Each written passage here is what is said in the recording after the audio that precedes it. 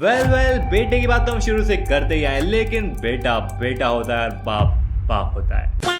भाई आज हम देखेंगे शैडो आर्मी के फादर संग जिनवू के असली फादर को, जहां बस हम उसे देखेंगे ही नहीं बल्कि उसके बारे में कुछ इंटरेस्टिंग चीजें जानेंगे भी। और भाई देखेंगे उसकी फाइट जिन के जानी दुश्मन हुआंग डोंग सो के साथ। यूएसए के ईस्ट कोस्ट में एक ए रैंक डंजन को क्लियर करने के लिए पूरी रेड पार्टी गई थी, लेकिन जैसे ही वो लोग बॉस रूम के अंदर पहुंचे सब लोग खल्लास। नहीं मरे नहीं थे, बट वो लोग तो भाई इकलौते आदमी के आगे जमीन में पड़े हुए थे, जिसको वो लोग ह्यूमनॉइड मॉन्स्टर समझ बैठे थे और उसके ऊपर अटैक कर दिया था, जिसका भाई उन्हें हर जाना भुगतना पड़ा। उस पर्सन ने किसी को मारा नहीं था, वो बेचारा तो बस भाई बात करने की कोशिश कर रहा था, जहां पे वो कहता है अरे तुम्हें मेरी बात समझ आ रही है या फिर नहीं, मैं एक कोरियन हूं और मुझे मेरे घर जाना है। बट अब यूएसए वाले को कोरियन लैंग्वेज भाई कहां से समझ आएगी। तो यहाँ पे ए रैंक का हंटर जेम्स, जो कि भाई इकलौता होश में था, उसको तो भाई इसकी कोई भी बातें पल्ले नहीं पड़ी थी, उसकी तो यहाँ पे फटी पड़ी थी। वो तो अभी भी यही समझ रहा था कि ये बंदा एक ह्यूमनॉइड मॉन्स्टर है, जिसकी पावर एक ए रैंक डंजन से भी ज्यादा बढ़कर है। यानी कि जैसे ए रैंक डंजन के अंदर से मैजिकल एनर्जी फ्लो होती है, इस भाई इकलौते पर्सन के अंदर से उससे भी बढ़कर मैजिकल एनर्जी फ्लो हो रही थी। ऑब्वियसली भाई वो लोग इसे एक मॉन्स्टर में कंसीडर करेंगे, क्योंकि एक कोरियन बंदा यूएसए के गेट से कहां से निकल के आ रहा था नहीं तो। बट वेल क्योंकि वो किसी को मारना नहीं चाहता था, तो भाई चुपचाप हंटर के साथ चल दिया उनके हेडक्वार्टर्स पूछताछ करने के लिए। लेकिन भाई इन लोगों की हिम्मत तो देखो एक बार, एक स्ट्रॉन्ग बंदा खुद तुम्हारे पास चल के आया है और भाई इसको तुम क्रिमिनल की तरह ट्रीट कर रहे हो और उसे हथकड़ी भी पहना दी है, जैसे कि ये हथकड़ी उसे रोक ही लेंगी। भाई यहाँ पे हेडक्वार्टर्स के अंदर इन लोगों की तो काफ फटी थी कि आखिर इससे कैसे पूछताछ करे कहीं हमें मार ना दे। तो वो लोग बुलाते हैं S rank hunter Huang Dong Su को, क्योंकि उसको कोरियन आती है, क्योंकि बेसिकली वो कोरिया से बिलोंग करता था और पैसों के लिए यहाँ पे आ गया था। यहाँ पे बातचीत के थ्रू थोड़ी इन्फॉर्मेशन सामने आती कि ये बंदा कोरिया का एक हंटर है। वेल एनिमे के साथ तुम जापान कह सकते हो, क्योंकि एनिमे में स्टोरी जापान के अंदर बेस्ड है।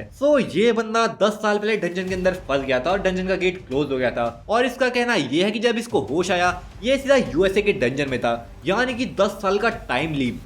जहाँ पे मैजिक है, मॉन्स्टर्स हैं, डंजन्स है, वहां पे भाई टाइम लीप का कॉन्सेप्ट होना कोई शॉकिंग चीज नहीं है। और ये जो भाई टाइम का कॉन्सेप्ट है वो स्टोरी का काफी मेजर प्लॉट है, जो कि आगे जाके काफी काम आएगा। भाई क्योंकि यहाँ पे हंटर हुआंग डोंग सू इंट्रोगेशन करने आया था और तुम्हें तो भाई इसकी पर्सनैलिटी पता ही है, तो वो तो भाई इस बंदे को मैजिक बीस्ट बोलने लगता है, जिसके पास किसी ह्यूमन की मेमोरीज है। बट वो बंदा खुद को डिफेंड करने के लिए कहता है कि अगर तुझे मुझ पे शक है तो मेरे डॉक्यूमेंट्स चेक कर ले और मेरा डीएनए टेस्ट भी करवा ले, जो करना है करवा ले तुझे। लेकिन हंटर हुआंग डोंग सू तो यही कहता है कि वो सब डिसाइड करना मेरा काम है, तो चुपचाप मेरे सवालों का जवाब दे। जहाँ पे कुछ अजीबोगरीब सवाल पूछता है कि क्या तेरी डंजन के अंदर डेथ हो गई थी, तू आखिर 10 साल तक कैसे जिंदा रहा, कहीं तो कोई अनडेड तो नहीं है, क्या ऐसा पॉसिबल हो सकता है कि डंजन के अंदर मरा हुआ जो इंसान है वो वापस जिंदा हो सके। क्योंकि अगर ऐसा होता तो हंटर हुआंग डोंग सू का भाई भी जिंदा हो सकता था, जिसकी जिन ने मुंडी उड़ा रही थी भाई। बट वो पर्सन यहाँ पे साफ इनकार कर देता है और कहता है कि ऐसा कुछ भी पॉसिबल नहीं है, और कहता है कि आखिर तुम गेट्स के बारे में जानते ही कितना हो, ये जो डंजन्स, मैजिक, मॉन्स्टर्स, ये सब तो बस टिप ऑफ द आइसबर्ग है,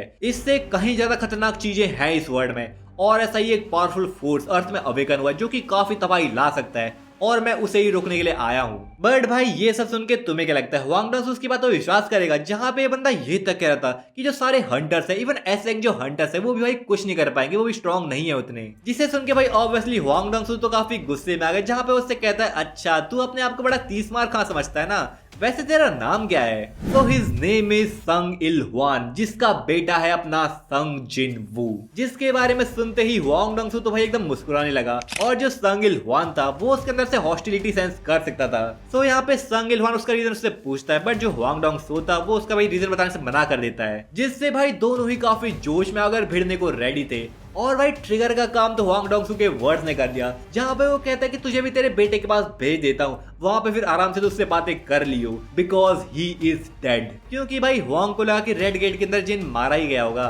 और ये कहते ही संग इल हुआन ने जो धोया भाई हुआंग डोंग सू को, भाई काफी मजा ही आ गया। एक भाई एस रैंक हंटर भी जिनके बापू के आगे कुछ नहीं था, क्योंकि भाई 10 साल पहले जिनका जो फादर था वो कम से कम एस रैंक पे रहा होगा, क्योंकि उस टाइम पे रैंकिंग का सिस्टम नहीं था। और ऐसे ही 10 साल बाद डंजन के अंदर से निकलते ही उसकी पावर्स भाई और भी बढ़ गई हैं, जहाँ पे तुम अब उसे नेशन लेवल हंटर से कंपेयर कर सकते हो, और मे बी इवन ग्रेटर। वैसे नेशन लेवल हंटर्स वो लोग हैं जिन्हें भाई एस रैंक हंटर्स का भी बाप माना जाता है, और इन्होंने मिलके भाई सालों पहले ड्रैगन कामिश के अटैक को ना सिर्फ रोका बल्कि उसको भाई मारा भी था, जिसने मिलियंस ऑफ ह्यूमंस की जान ली थी। यहाँ पे अभी सोलो लेवलिंग के वर्ल्ड के अंदर 5 नेशन लेवल हंटर्स है, जिनकी बात हम बाद में करेंगे। बट वेल अभी आते हैं जिनके फादर के पास, जहाँ पे इसने हुआंग डोंग सू को काफी बढ़िया से धोया है, और भाई इतना धोया कि इसके सर हाथ पैर सब फोड़ के रख दिए हैं। इवन भाई इस बंदे को कुछ करने का मौका तक नहीं दिया, उल्टा उसको धमकी देके और चले गया कि तू कोरिया में कदम भी मत रखना, नहीं तो मरने के बाद ही तो शांति नसीब नहीं होगी। ये संग इल्हुआन तो भाई कुछ ज्यादा ही क्रेजी निकला। बट ये जो पावर्स है असल में इसकी पहली वाली पावर्स नहीं है, बल्कि जिस मिशन के लिए यहाँ पे आया है उसको पूरा करने के लिए से ये पावर्स दी गई है।